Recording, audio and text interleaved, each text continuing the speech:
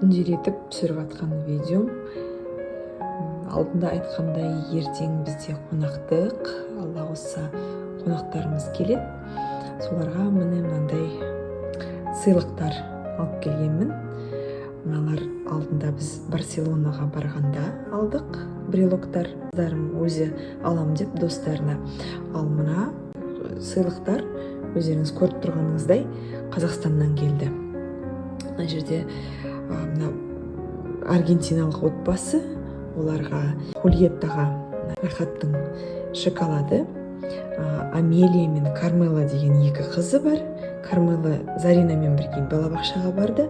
Амелия біздің Томидан 1-2 жасқа үлкен, ертең енді келіп ойнайды.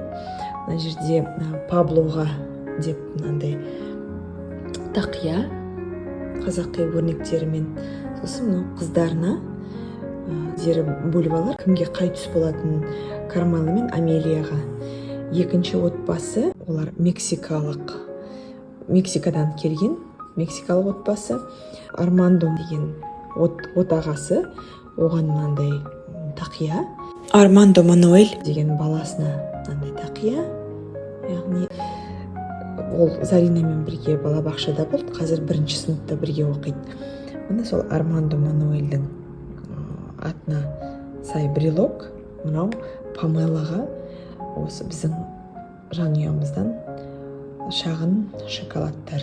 Ол дейтін қазақтың дәстүрлерінің бірі ғой, осылай қонаққа сыйлық беріп жіберу. Әсіресе шетелде жүргенде шетелдік достарға деген Қазақстанды таныту мақсатында.